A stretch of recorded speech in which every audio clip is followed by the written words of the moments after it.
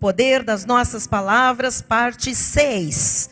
Parte 6. Nós vamos ainda ter mais 2 mensagens, ok? Se preparem. Eu ia parar hoje, mas nós temos algo precioso, é um treinamento, e nós vamos treinar um pouquinho mais vocês. Nós temos mais algumas mensagens, ok? 2 não, 3 mensagens e encerramos esta pequena série. Parte 6 hoje, eu começo com Hebreus capítulo 4, versículos 14 a 16. Tendo, pois, a Jesus, o Filho de Deus, como grande sumo sacerdote que penetrou os céus, conservemos firmes a nossa confissão. Diga, eu estou aqui aprendendo com Deus a conservar firme a minha confissão. E por que isso, amados? Porque nós não temos sumo sacerdote que não possa compadecer-se das nossas fraquezas. Antes, foi ele tentado em todas as coisas à nossa semelhança, mas sem pecado. Acheguemo-nos, portanto, confiadamente. Quando você mantém a confissão, você se aproxima com essa confiança junto ao trono da graça, a fim de recebermos misericórdia e acharmos graça para socorro em ocasião oportuna. Então, se você tem hoje uma ocasião oportuna para achar socorro, abra-se, fale. Você tem acesso direto ao trono da graça de Deus. Mantenha firme a sua confissão, porque Jesus, ele é o sumo sacerdote dessa confissão. Ele está ligado com você e a sua confissão liga a ordem de Deus no céu. Amém? Vamos orar? Senhor Jesus Cristo, maravilhoso Deus, aqui estamos nós, teus filhos, eleitos, escolhidos, predestinados em amor desde antes da fundação do mundo. Aqui está um reino de sacerdotes, ministros de uma nova aliança, aqueles que foram chamados para ser cabeça e não cauda, estar por cima e não por baixo, ter para emprestar e não tomar emprestado, aqueles que são chamados para reinar em vida através de Jesus Cristo. E nós temos este conhecimento, Pai, e nós não vamos abrir mão dos nossos direitos em Cristo Jesus, Pai. Nós não vamos, Pai, profanar o sangue vertido na cruz do Calvário. Pelo contrário, nós vamos misturar fé à palavra, nós vamos confessar a palavra, nós vamos manter firme a nossa confissão da esperança, porque fiel é o que fez a promessa, muito fiel a ponto de ir para uma cruz, consumar cada promessa, Pai. E aqui estamos nós, Jesus, para aprender, para tomar posse, para chamar a existência, ó Jesus, para viver conforme a graça de Deus nos ensina, por fé. E a fé tem um espírito, o espírito da fé fala, destrava as nossas bocas, Pai, que nós possamos falar, que nós possamos com ousadia, crendo no coração, proclamar aquilo que nós acreditamos, Jesus, porque nós vamos trazer, Pai, manifestações, nós vamos trazer infinitamente mais as nossas vidas, a vida de quem estiver à nossa volta. Ó Deus, nós vamos fazer aquilo que nos é devido, que nos é confiado. Então, ensina-nos mais nesta hora, em nome de Jesus, para que pratiquemos imediatamente. E todo o povo de Deus diga amém e amém. Aleluia, glória a Deus.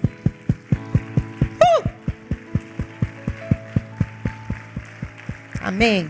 Obrigada, diácono Tiago.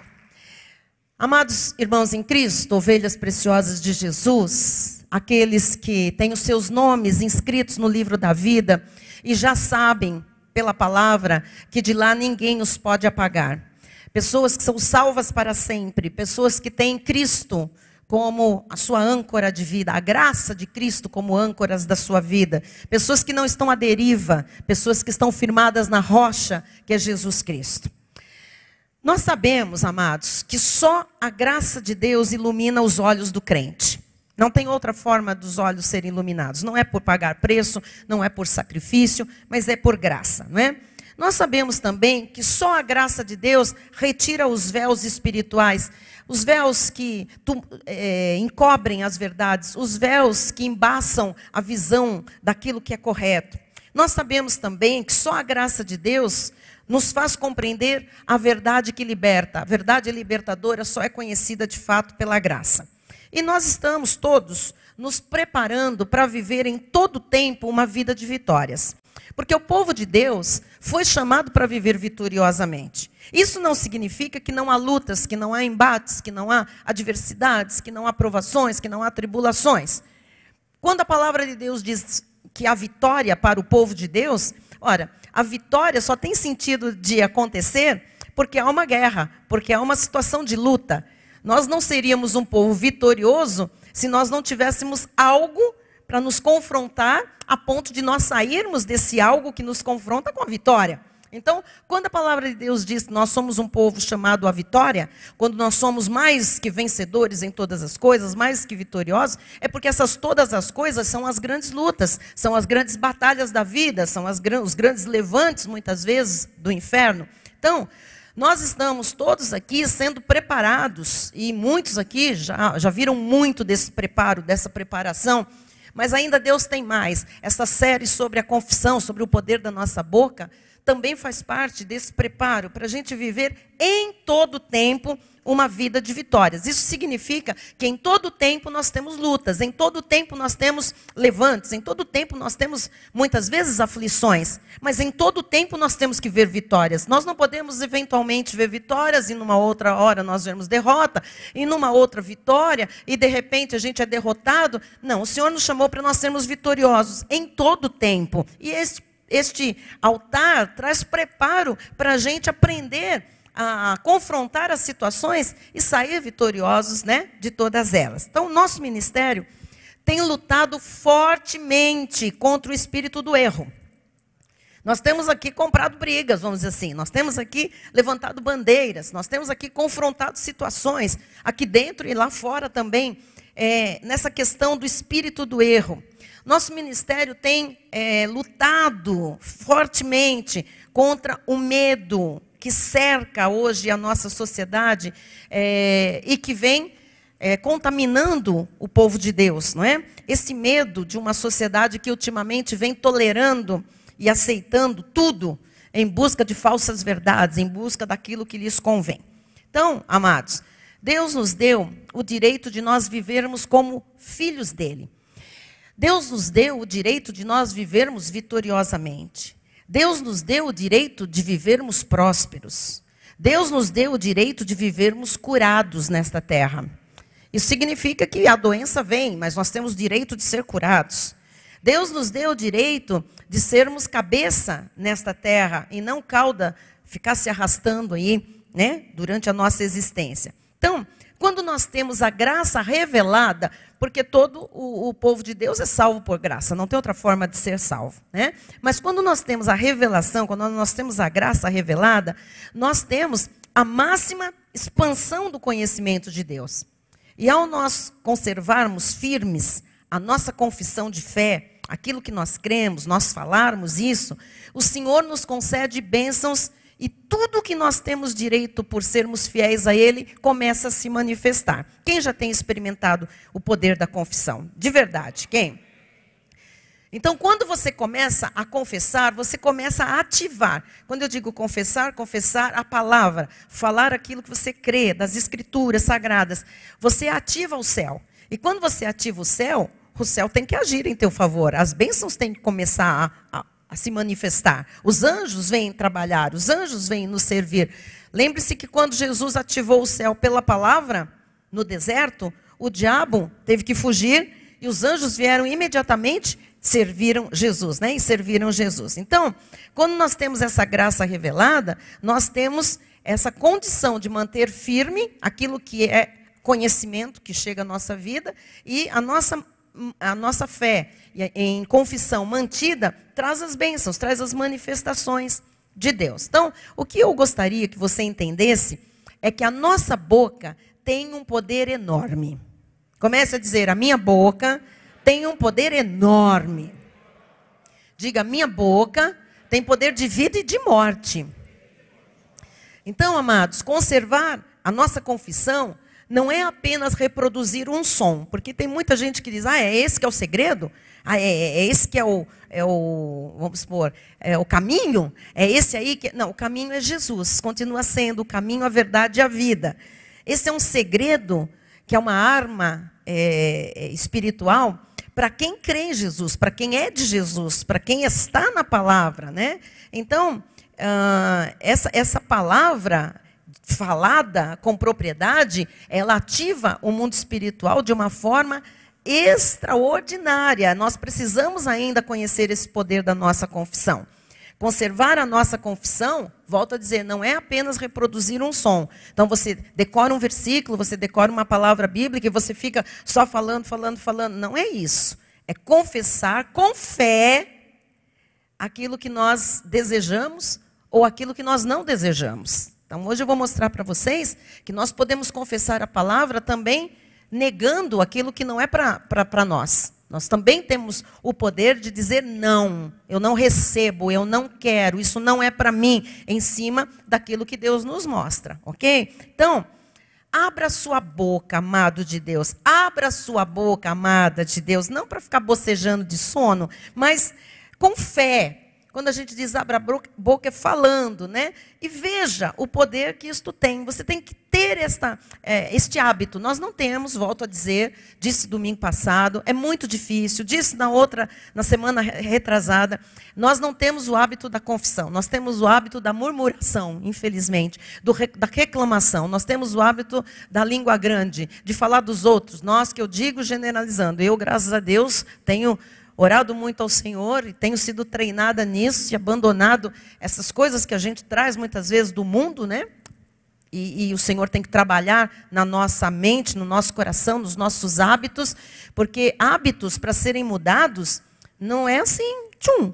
A gente foi treinado para ter um hábito e agora nós temos que descodificar, tirar aquele hábito e ser treinado para um hábito novo, um hábito saudável. E eu estou aqui já há 6 cultos, né? Isso, ao longo dos anos, já falei muitas vezes, mas agora, 6 cultos últimos, eu tenho aqui falado desse hábito feliz, salutar de Deus, que nós precisamos adquirir, que é confessar em linha com a palavra de Deus.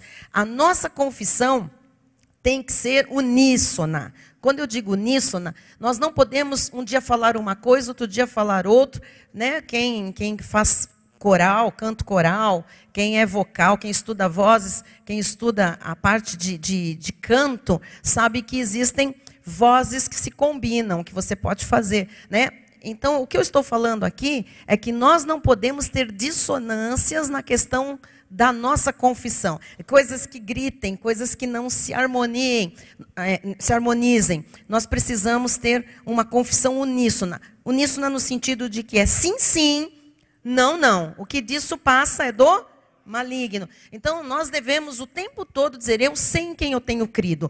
O que é isso? Isso é um uníssono. Isso é uma palavra só. Eu não posso ter tido uma experiência com Jesus o ano passado e hoje eu tenho uma dificuldade de dizer, bom, não sei não. Não, eu sei em quem eu tenho crido. Eu sei o que Deus já fez na minha vida. Eu sei quantas vezes eu já vi o poder de Deus. Eu já vi milagres, eu já vi livramentos, eu já vi curas, eu já vi prosperidade, eu já vi provisão chegando na última hora, eu já vi justiça de Deus, eu já vi os céus abertos, eu já vi anjos, eu já vi tanta coisa. Eu sei em quem eu tenho crido. Então, isto é uníssono, passe eu, pelo que passar, eu sei muito bem em quem eu tenho crido e eu vou continuar crendo, tá bem? Então, essa aqui, a confissão, é uma arma muito poderosa de todo bom cristão. A palavra do Senhor é essa nossa arma, tá bem?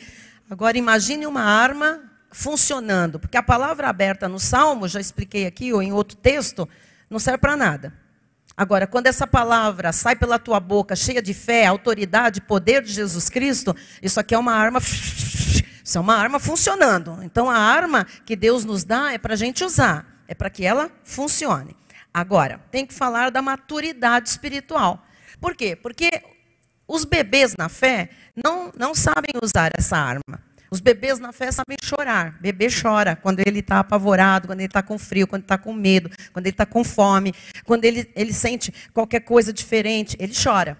E os crentes novos também na fé, os bebês espirituais, às vezes tem muito tempo de igreja, mas não é bem alimentado, não usa a palavra, então continua sendo um bebê na fé. Ele também chora. Ele se desespera, ele berra. Então, se falta alguma coisa, ele chora. Se ele sente frio, se ele sente medo, se ele sente qualquer coisa diferente, ele chora. Por quê? Porque ele é espiritualmente imaturo. Agora, a maturidade espiritual, quando que ela é manifesta? Quando nós conservamos firme a confissão.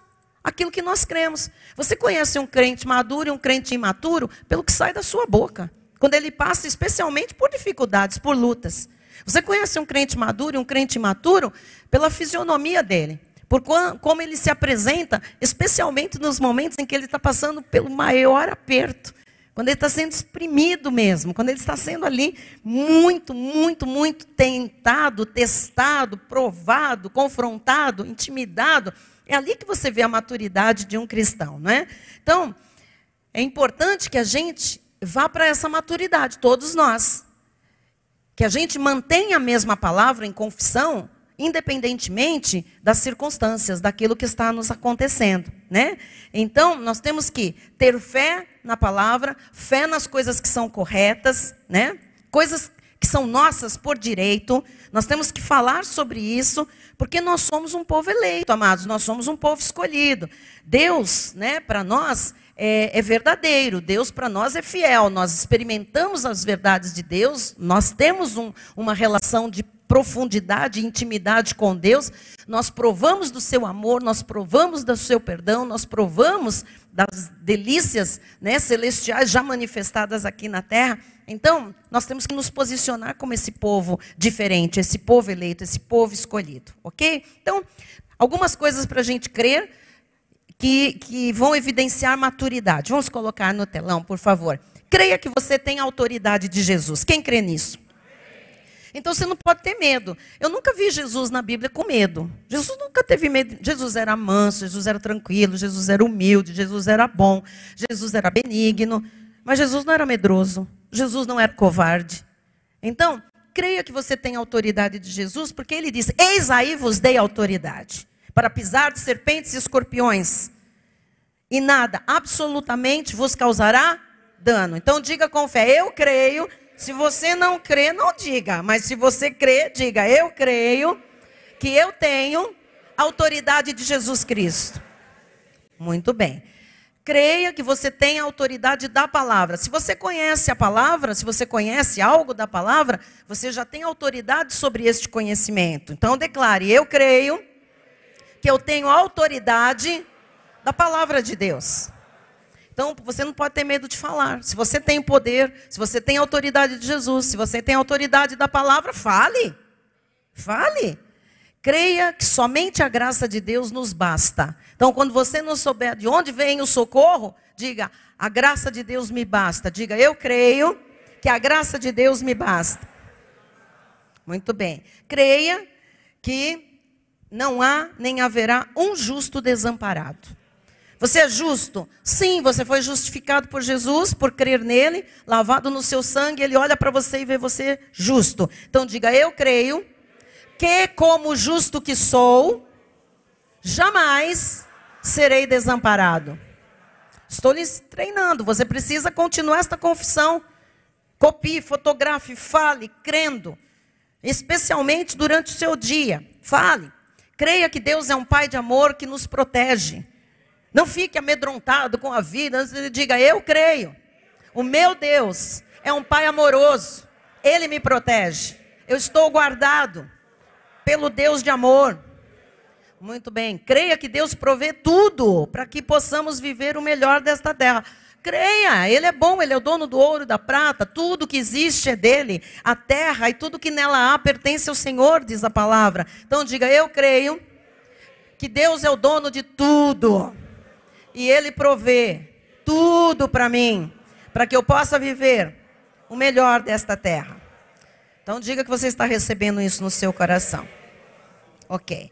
Então, as maravilhas de Deus não são apenas histórias, amados. Eu tenho falado isso nos grupos menores. Eu gravei hoje programas para o oxigênio. E um dos programas eu bati nessa tecla mais uma vez. As pessoas têm muita dificuldade para acreditar que o Deus que abriu o mar lá, hoje não abre o mar aqui. Amado, não é o mar vermelho mais, mas é aquela oposição que está à sua frente. Aquele Deus que conduziu o povo pelo deserto, você fala, mas hoje não estou lá no deserto para ser conduzido, para ver Deus me conduzir. Quantos desertos você passa na sua vida, em fases, em épocas da sua vida? O mesmo Deus que conduziu o seu povo literalmente pelo deserto, é o Deus que conduz você pelos momentos de secura, de sequidão, pelos desertos. Então assim, nós não podemos achar que aquelas histórias bíblicas, ficaram todas no passado, porque em Hebreus está escrito que o Senhor é o mesmo ontem, hoje e para sempre. Então, as maravilhas de Deus não são apenas histórias que nós aprendemos na Bíblia. As maravilhas de Deus são milagres poderosos dos que souberam conservar a confissão e obedecer aos desígnios do Senhor. Então, todos que viram prodígios e maravilhas estavam dentro dos desígnios de Deus e souberam crer naquele momento que Deus era fiel para cumprir o que prometera. Amém? Então, foi Deus quem determinou o limite, foi Deus quem determinou o tempo. A nossa vitória depende da obediência à palavra. Tem um tempo certo para tudo acontecer. Deus tem seus limites, Deus tem suas estratégias, Deus tem o seu exército dos céus para trabalhar em nosso favor. Deus tem propósitos para cada tempo da nossa vida, para cada situação que nos acontece. Há propósitos de Deus por cada uma delas. A gente pode não entender e ter as respostas imediatamente, mas depois, num futuro não muito distante, o Senhor nos mostra por que nós passamos por algumas coisas, por que Deus permitiu certas situações, por que algumas pessoas entraram e saíram da nossa vida, por que outras prevaleceram e permaneceram e estão até hoje. Enfim, Deus começa a nos mostrar muitas coisas quando nós nos submetemos, quando nós obedecemos, porque a nossa vitória, guarde isso, depende de obediência. Então, eu posso te ensinar aqui a confessar em linha. Você pode crer naquilo que você está falando, mas se você for uma pessoa desobediente, a palavra não vai funcionar na sua vida. Toda a nossa vida está linkada, tá? Vou usar um termo para todo mundo entender. Está tudo conectado. Então não adianta a pessoa falar, não, eu sou fiel dizimista. Ok, só que se você traz sua mulher, esquece a fidelidade no dízimo, porque o céu está de bronze sobre a sua vida.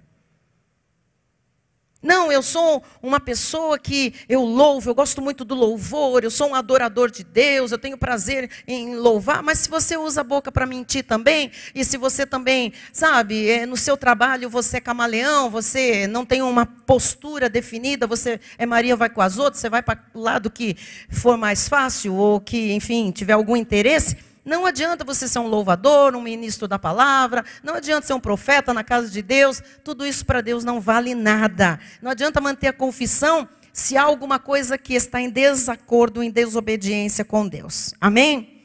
Então vamos lá. Eu gostaria nesse momento de ir para a prática do exercício da confissão. E eu escolhi alguns textos um pouco diferentes, todos conhecidos nossos, mas o meu objetivo, e eu creio que Deus me inspirou, é para que você, quando abrir a Bíblia para ler, e não necessariamente você está doente, procurando uma palavra para a sua enfermidade, ou não necessariamente você está com uma dificuldade financeira e você está procurando uma promessa sobre finanças para declarar, mas que ao abrir a Bíblia, você tenha a percepção, a capacidade, o conhecimento, a destreza de pegar uma palavra e trazer para a sua vida, ok? Então, eu vou lhe dar um exemplo. Vamos lá, vamos pelo texto que nós iniciamos a mensagem. Hebreus 4, 14 a 16. Diz assim, tendo, pois, a Jesus, o Filho de Deus, tendo, pois, a Jesus. Quem que tem? Então, você tem que começar a pegar a palavra e trazer para a sua vida. Tendo, pois, a Jesus, o Filho de Deus, como grande sacerdote sumo sacerdote que penetrou os céus, conservemos firmes a nossa confissão. Para aí. Como que você pode confessar isso? Quero lhe ensinar. Como é que você confessa? Você abriu a Bíblia, você está lendo isso. Como você vai confessar? Você vai pôr em primeira pessoa. Você vai dizer, eu tenho Jesus. Vamos lá? Eu tenho a Jesus, Filho de Deus, como meu grande sumo sacerdote, que penetrou os céus. Por eu ter Jesus, é que eu conservo firme a minha confissão. Você está entendendo como é que você pega um texto real? Porque quando você está confessando assim, você está confessando a Bíblia. As pessoas estão pensando que é simplesmente ficar lendo. Tendo, pois, a Jesus, Filho de Deus, conservemos firme a nossa confissão. É real, é verdadeiro, mas não fica tão pessoal. Você tem que trazer para si. Você tem que entrar na Bíblia. Você tem que comer a Bíblia tem que sair pela sua boca. Então você vai dizer, eu tenho a Jesus como Filho de Deus. Vamos lá? Eu tenho a Jesus, o Filho de Deus, como grande sumo sacerdote que penetrou os céus. E por isso eu conservo firme a minha confissão. Você está compreendendo como são as coisas? Vamos lá, diz o versículo 15.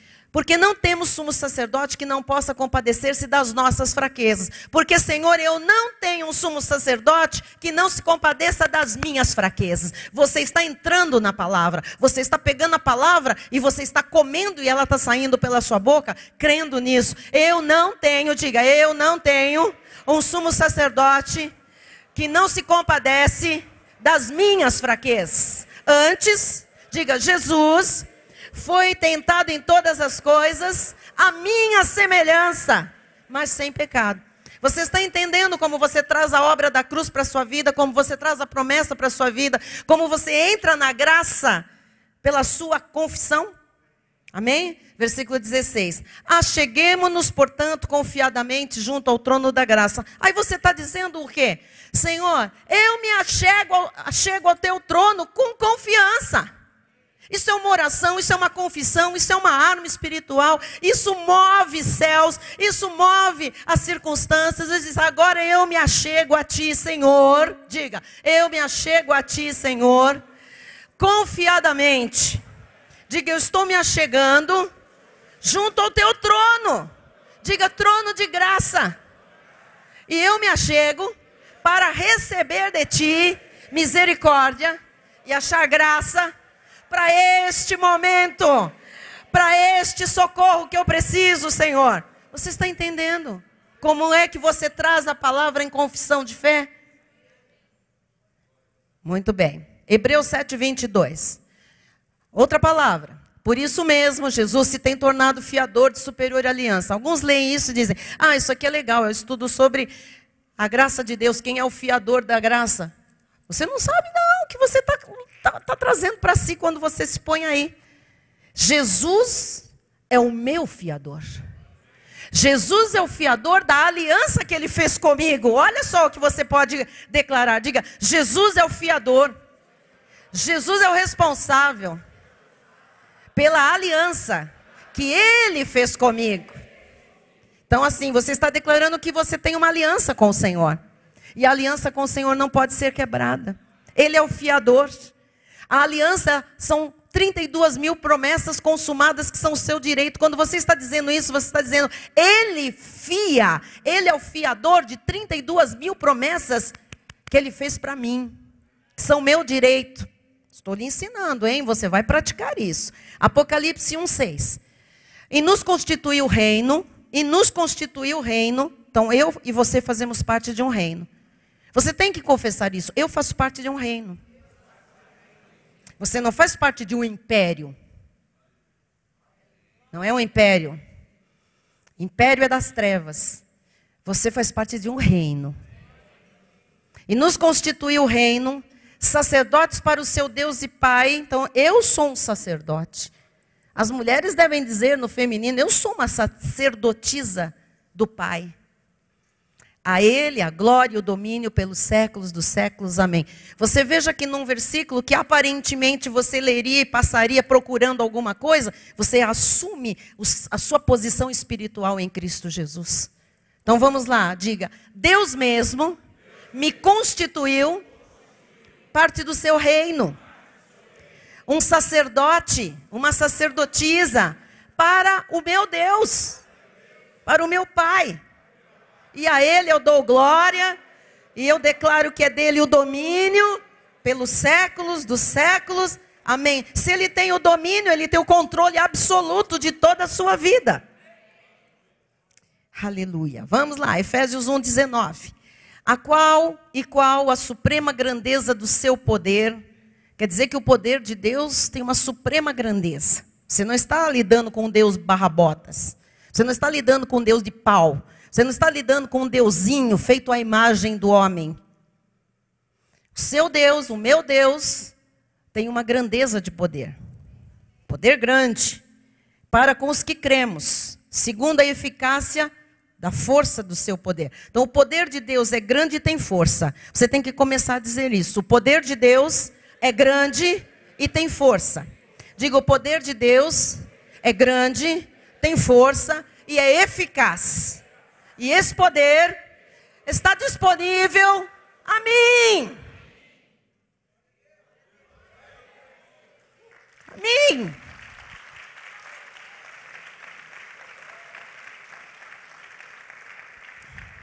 Provérbios 18, 20 a 21. 20 e 21. Diz assim: do fruto da boca o coração se farta, do que produzem os lábios se satisfaz. Vamos pensar. Não é do fruto da boca dela que o meu coração vai se fartar, é do meu. Então você tem que se apropriar disso. Comece a dizer: a minha boca, quando fala, produz frutos. E quando eu falo, o meu coração se alimenta. O meu coração se alimenta do que sai dos meus lábios. O meu coração se satisfaz com o que eu falo. Então pare aí, porque você tem que agora refletir. O seu coração está sendo alimentado de quê? Que tipo de fruto? Se você está na carne, a sua boca vai trazer frutos carnais e vai alimentar a sua própria carne. Mas se você está no Espírito, falando a palavra de Deus, crendo, o seu coração vai ser alimentado com sementes boas, com frutos já da sua vida em graça bons. E você vai ser satisfeito. O seu interior vai ser satisfeito. Então vamos dizer novamente isso com mais entendimento. Diga: do fruto da minha boca, o meu coração se farta. Do que os meus lábios produzem, o meu coração se satisfaz. Versículo 21. A morte e a vida estão no poder da língua. O que bem a utiliza, come do seu fruto. Não é ele não, sou eu. Então diga: a morte e a vida estão no poder da minha língua. Diga: se eu a bem utilizar, eu comerei do seu fruto. Muito bem. Provérbios 12, 14. Cada um se farta de bem pelo fruto da sua boca, e o que as mãos do homem fizerem ser-lhe-á retribuído. Olha só o que você está semeando na sua vida. Diga: eu, pessoalmente, me farto de bem quando a minha boca fala bem, produz bom fruto. Diga: e o que as minhas mãos fizerem será retribuído. Veja bem, se eu falar errado, o que a minha mão fizer não vai ter uma boa retribuição. Mas se eu falar certo, eu já estou declarando que a obra das minhas mãos terá uma retribuição de bênção. Vamos falar de novo, diga: a minha vida será farta do fruto da minha boca. E o que as minhas mãos fizerem, me será retribuído. Você crê nisso? Então trabalhe com afinco, profetiza no teu trabalho, declara a bênção de Deus em tudo que você colocar a mão. Provérbios 13, 2. Do fruto da boca o homem comerá o bem, mas o desejo dos pérfidos é a violência. Diga: eu sou o homem bom, que tem um bom tesouro, que do tesouro bom tira coisas boas. Por isso, quando eu falo, a minha boca produz fruto bom, e eu como do bem do que a minha boca produz. Diga: eu não sou pérfido, eu não sou ímpio, eu não sou um perdido. Eles é que desejam violência, é que falam em violência. Diga: eu sou de paz. Amém? Glória a Deus. Hebreus 13, 15. Por meio de Jesus, pois, ofereçamos a Deus sempre sacrifício de louvor, que é o fruto de lábios que confessam o seu nome. Então diga com fé. Diga: eu sou um filho de Deus, chamado para oferecer a Deus. Diga sempre: sacrifício de louvor. Então, Senhor, eu te louvo nesta hora, eu te bendigo nesta hora, eu te exalto nesta hora, ainda que a minha carne não sinta, ainda que os meus olhos não vejam, ainda que eu não tenha vontade de cantar um louvor agora, Senhor, este é o fruto dos meus lábios, porque um dia eu já te confessei como meu Senhor e Salvador. Você tem que vencer a sua carne. Você já confessou a Jesus como Senhor e Salvador. Já saiu um fruto da sua boca dizendo: eu creio que Ele é Deus sobre tudo e sobre todos. Ele é o meu Rei, Ele é o meu Senhor, Ele é meu Salvador. Se um dia você já confessou isso, dos seus lábios tem que sair uma confissão de louvor. Dos seus lábios tem que sair uma palavra de gratidão a Deus. Provérbios 11:9. O ímpio com a boca destrói o próximo, mas os justos são libertados pelo conhecimento. Vamos lá. Diga: eu não sou ímpio. Diga: a minha boca não vai destruir ninguém. Diga: eu sou justo. E eu sou liberto pelo que eu conheço da palavra de Deus. Diga: o meu conhecimento da Bíblia Sagrada, da graça de Deus, me liberta. Não me escraviza. Eu sou livre. Você crê nisso? Dê um aplauso ao Senhor, você é livre.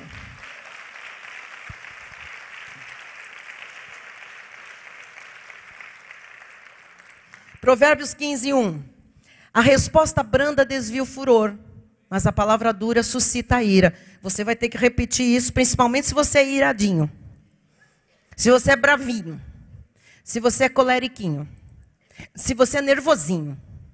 Aqueles que adoram xingar no trânsito. Fechar o outro que lhe fechou. Ir atrás para tirar satisfação. Pisou no meu pé, leva a chapada. Amado, a resposta branda desvia o furor. Então diga: Senhor Jesus, está escrito, por isso eu creio, que a resposta branda desvia o furor. Eu sou um homem de Deus. Eu sou uma mulher de Deus. Eu tenho que ter a resposta branda. Todo furor contra a minha vida será desviado pelas minhas respostas brandas. Eu não terei palavra dura, porque a palavra dura aumenta a ira, aumenta a raiva, aumenta a contenda, aumenta a guerra. Eu não sou de guerra, eu sou de paz. Da minha boca, só palavra branda. Tem certeza? Eu vou fazer de novo essa confissão. Que eu bati o olho e vi uns nervosinhos. Nós precisamos confessar. Quanto mais nervosinho, quanto mais perde as estribeiras, são palavras que nós usamos, nós conhecemos bem, né? Quanto mais estourados, me ajudem aí. Quanto mais pavio curto, quanto mais colérico, roda baiana, quanto mais sangue de... Porque na hora da raiva, é sangue italiano, é sangue espanhol, é sangue... O que mesmo? Nordestino, é todo mundo arretado. Para justificar a carne. É a educação que recebeu da avó, da mãe, da tia, do pai, do sei de quem. Amado, só tem uma palavra que funciona para nós. A palavra branda desvia o furor. Desvia o furor. É fácil?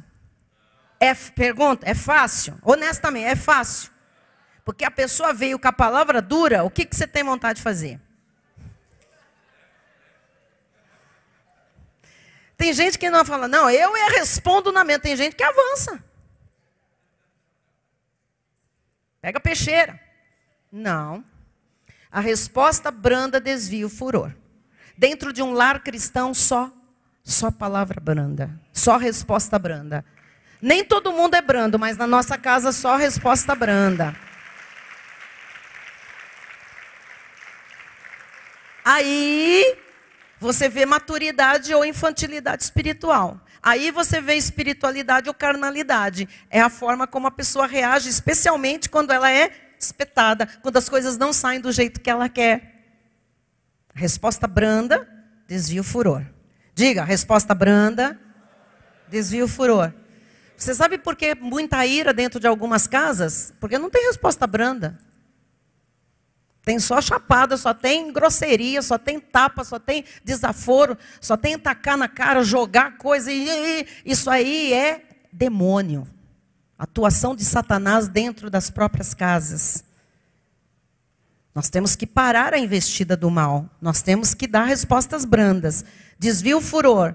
Depois a gente precisa acertar alguma coisa, a gente vai conversar com calma, com brandura, com longanimidade, com paz, no momento preparado por Deus. Tudo pode ser conversado, mas com respostas brandas. Amém? Vem com palavra dura para você ver o que acontece. Começa a palavra dura no casamento, acaba com o juiz batendo o martelo e separando as fotos.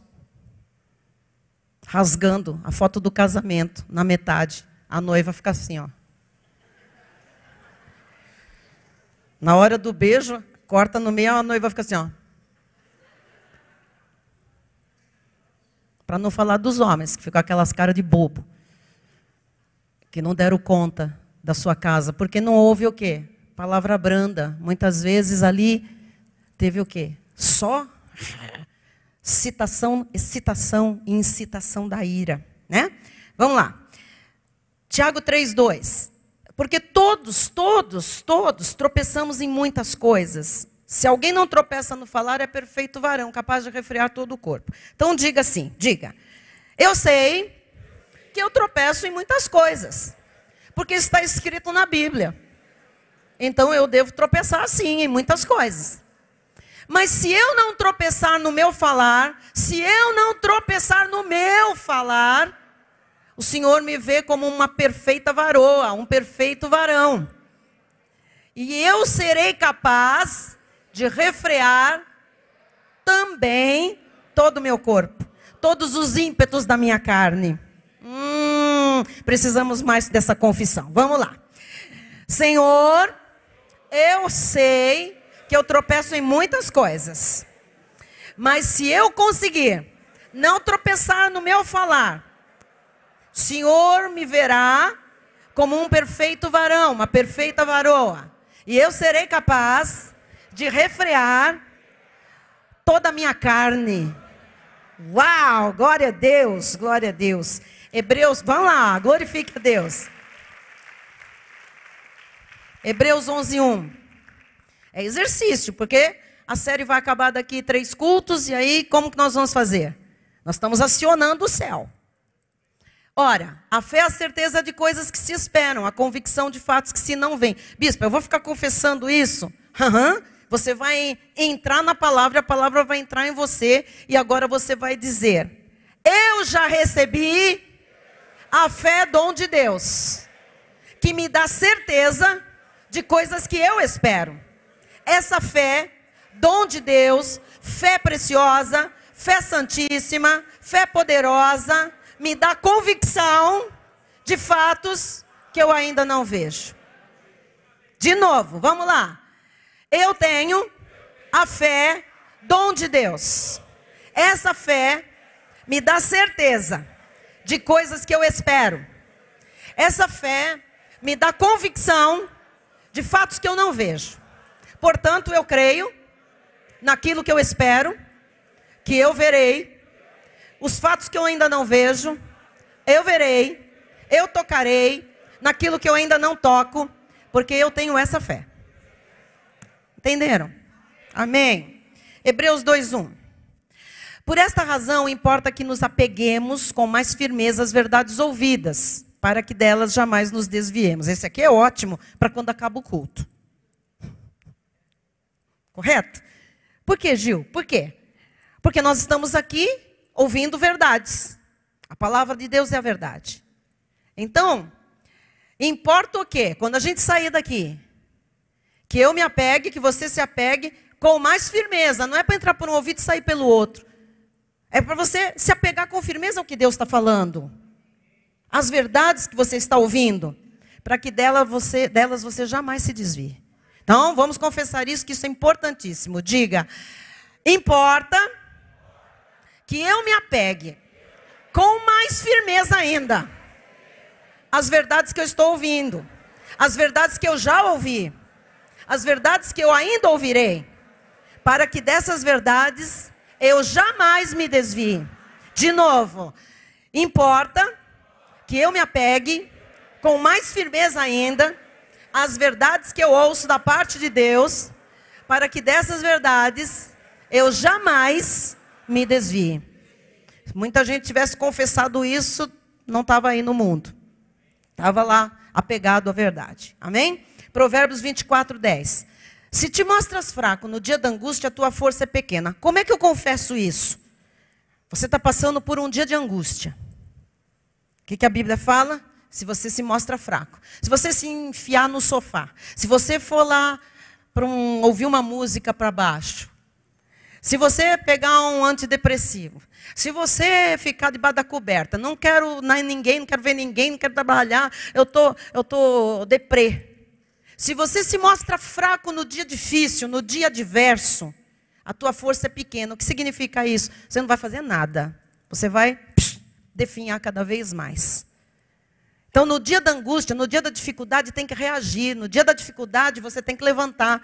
No dia mais difícil, você tem que entrar embaixo do chuveiro, lavar seu cabelo, sair perfumado, cheiroso. Você tem que fazer alguma coisa, porque se você se mostra fraco no dia que você está sendo perseguido, no dia que a angústia chegou por algum problema, você não vai ter força para mais nada. Você não vai pensar, você não vai reagir, você não vai ter sensatez. Você vai vegetar e aquilo passa como um rolo compressor em cima da sua vida. Então diga com fé, diga: no dia da minha angústia, eu não posso ser fraco, me mostrar fraco. A minha força, diga, não é pequena. A minha força é grande. É a força do poder de Deus. É a força de Jesus Cristo. Essa força que está em mim. Eu não posso, por causa de uma angústia, por causa de uma aflição, me entregar, me mostrar fraco. Você está entendendo o que é a confissão de fé? Isso faz você reagir, isso traz cura. Se a doença está te abatendo, isso traz ânimo. Faz você, sabe, faz você reagir. Agora as pessoas têm o hábito de fazer o quê? Ai, está doendo. Ai, não tô afim. Ai, estou muito chateado hoje. Ai, a tua força é pequena. Ou seja, você não vai servir para coisa nenhuma. E não vai resolver nada. Isso não resolve nada. Absolutamente. Ok? Provérbios, capítulo 24, versículo 5 diz: mais poder tem o sábio do que o forte, e o homem de conhecimento mais do que o robusto. Eu quero falar especialmente com os homens aqui, que andam fazendo muita musculation. Ó, você pode ser forte, você pode ter robustez, tanquinho, músculos definidos, é o tríplice, é o bíceps. Pode ter tudo isso, mas essa escultura maravilhosa não tem nenhum poder se não tiver sabedoria. Não tem nada de conhecimento se for só robustez. Então vocês podem ser fortes, robustos, malhados, definidos, isso para as mulheres também. Mas mais poder tem a pessoa sábia. Mais poder tem a pessoa que tem conhecimento de Deus. Então diga aí com fé, diga: Senhor, independentemente do meu físico, da minha força, do meu corpo, da minha robustez, da minha perfeita saúde, independentemente de tudo isso, eu quero ter sabedoria. Eu quero ter conhecimento de Deus, porque é isso que vale na vida. Amém, aleluia. Segundo aos Coríntios 4, 13. Tendo, porém, o mesmo espírito da fé, como está escrito, eu criei, por isso falei, também nós cremos, por isso falamos. Você tem que falar isso constantemente. Falar: Senhor, a minha fé, Senhor, a minha fé, dom de Deus, tem um espírito. O espírito da fé fala. Então eu estou falando, Senhor. Você pode falar para pessoas isso também. Não precisa ser somente para o Senhor em oração. Você pode dizer: gente, pessoa, marido, seguinte, eu tenho o dom da fé. Nós estamos passando por essa necessidade, nós estamos passando por essa luta em família. Marido, escuta aqui. A minha fé é dom de Deus. A minha fé tem um espírito que fala. E o que eu creio, eu falo. A nossa família é bendita. É reconhecida pelo Senhor como família bendita.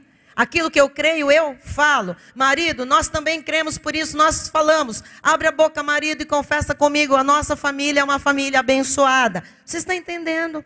Não importa se você está falando com Deus, não importa se você está falando com alguém, não importa se você está declarando no meio de desconhecidos. Se você tiver oportunidade, o espírito da fé que está em você tem que falar o que você crê. Pode ser o seu testemunho. Olha, eu vou contar aqui o que Deus fez na minha vida, porque vocês precisam saber o que aconteceu, porque eu criei. Você está entendendo?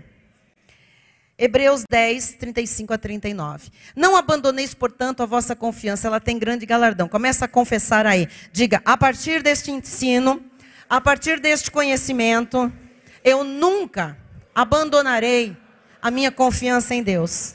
Diga, a minha confiança no Senhor tem grande bênção, grande presente, grande galardão, grande recompensa. Versículo 36. Com efeito, tendes necessidade de perseverança, para que, havendo feito a vontade de Deus, alcanceis a promessa. Diga, a fé eu já tenho. Eu preciso confiar. Eu preciso perseverar. Eu não posso desistir. Eu não vou desistir. Eu vou fazer a vontade de Deus. Porque ao fazer a vontade de Deus, eu alcanço a promessa. Diga, eu vou obedecer. Eu vou me submeter. Eu vou fazer o que Deus quer. E a promessa é minha. Ela vai se manifestar.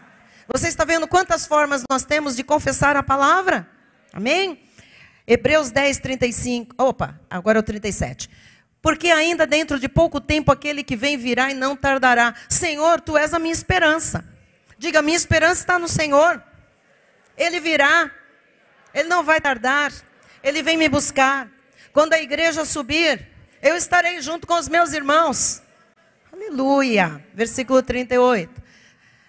Todavia o meu justo viverá pela fé. E se retroceder nele não se compraz a minha alma. Ponha-se nesse versículo, ponha-se nessa palavra, diga, eu sou o justo, que nesta aliança vivo por fé. Eu creio, Senhor. Eu creio. Diga, eu não vou retroceder. Eu não vou viver por vistas. Eu não vou viver por sacrifícios. Eu sou da graça. Eu sou justo. Eu sou nova criatura. Eu tenho o dom da fé. O Senhor só tem prazer se eu viver pela fé. Amém? Glória a Deus. Versículo 39. Nós, porém, não somos dos que retrocedem para a perdição. Somos, entretanto, da fé para a conservação da alma. Como é que você pode confessar isso? Diga, eu não sou dos que retrocedem para a perdição. Diga, eu não retrocedo para o mundo. Eu não retrocedo para esta sociedade. Eu não retrocedo para o império das trevas. Eu não retrocedo para a vida carnal. Eu não retrocedo para o meu velho homem, velha mulher. Diga, eu sou da fé. Por isso a minha alma é conservada. A minha alma não sofre dano. Eu sou da fé e eu não retrocedo. Amém, aleluia. Romanos 8,16. O próprio Espírito testifica com o nosso Espírito que somos filhos de Deus. Diga, eu tenho o Espírito Santo. O Espírito de Deus que está em mim testifica, atesta que eu sou o filho de Deus. Eu sou o filho de Deus. Eu sou o filho de Deus. Eu sou o filho de Deus. Eu sou o filho de Deus. Eu sou o filho de Deus. O teu pai é Deus. Presta atenção, o teu pai é Deus. E ele te ama com amor incondicional e amor eterno. Amém. 1 Coríntios 6,17. Mas aquele que se une ao Senhor é um espírito com ele. Quem se uniu com o Senhor? Diga, Senhor, eu já me uni a ti. Por isso o meu espírito é um com o teu espírito. Efésios 3:20. Ora, aquele que é poderoso para fazer infinitamente mais do que tudo quanto pedimos ou pensamos, conforme o seu poder que opera em nós. Então diga, Deus é poderoso para fazer infinitamente mais do que tudo quanto eu peço, do que tudo quanto eu penso, conforme o poder dele que opera na minha vida. Gálatas 5,16. Digo, porém, andai no Espírito e jamais satisfareis a concupiscência da carne. Diga, é assim que eu vou andar. Como um homem espiritual, como uma mulher espiritual. E eu jamais vou satisfazer os apetites da minha carne. Tiago 3,6. Ora, a língua é fogo, mundo de iniquidade. A língua está situada entre os membros do nosso corpo e contamina o corpo inteiro. E não só põe em chamas toda a carreira da existência humana, como também é posta ela mesma em chamas pelo inferno. Como é que a gente confessa isso, bispinha do meu coração?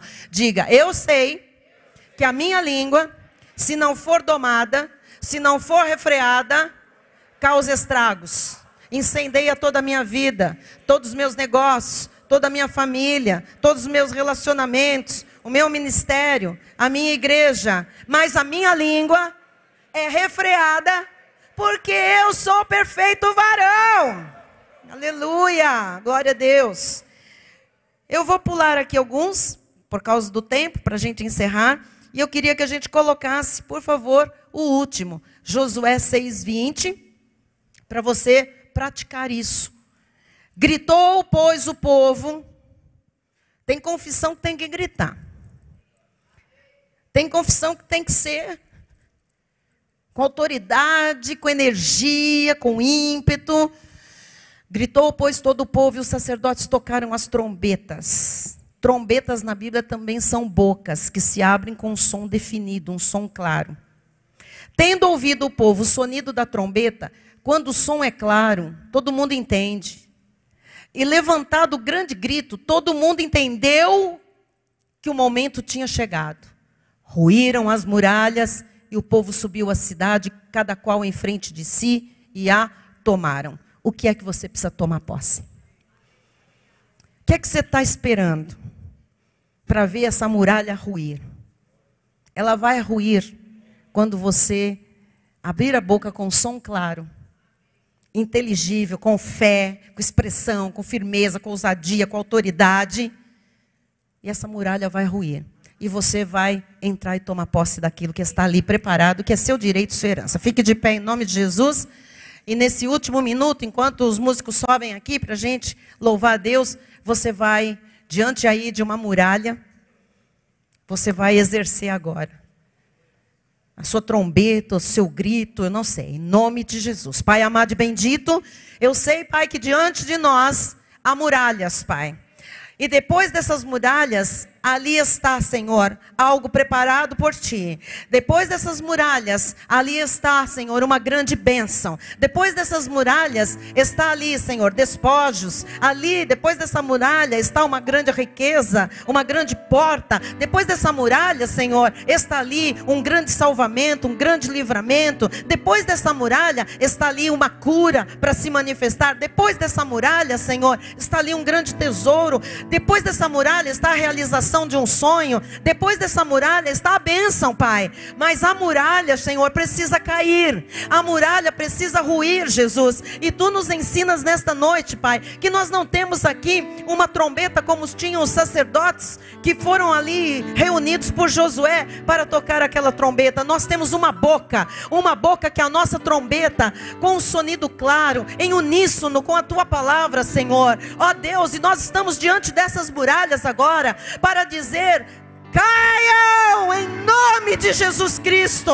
Caiam muralhas em nome de Jesus Cristo. Todo impedimento, tudo aquilo que está bloqueando a nossa passagem, saia da nossa frente. Saia da nossa frente. Em nome de Jesus, nós declaramos ruídas todas as muralhas que estão impedindo este povo de tomar posse daquilo que é seu direito e sua herança. Em nome de Jesus, muralhas, saiam, saiam, saiam da nossa frente, sejam derrubadas, sejam completamente, Senhor, quebradas e destruídas. Todas as muralhas, sejam os impedimentos que forem, e nós avançamos agora pela fé. É nosso direito, é nossa herança. Está escrito, Senhor, que Tu és o mesmo ontem, hoje e para sempre. Jesus, agora é hora do Teu povo avançar com autoridade. É hora do Teu povo se apropriar com poder, graça e glória da sua herança em Cristo Jesus. E assim nós cremos, por isso nós falamos: é nosso, é nosso, é nosso, é propriedade do povo de Deus. Demônios, soltem, larguem, em nome de Jesus. É nossa herança, é direito nosso, pelo sangue vertido na cruz do Calvário. Nós entramos dentro daquele lugar que o Senhor tem preparado para nós, porque as muralhas caíram diante dos nossos olhos, em nome de Jesus. E todo o povo de Deus diga: amém, amém, aleluia.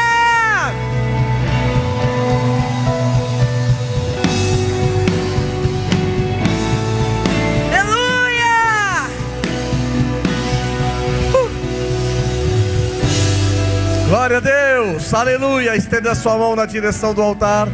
A graça e o conhecimento do nosso Senhor e Salvador Jesus Cristo. O amor de Deus e as doces consolações do Espírito Santo serão constantes e permanentes na vida de todos nós. E aqueles que creem e recebem essa palavra em seu espírito, digam amém. Glórias a Deus. Aleluia.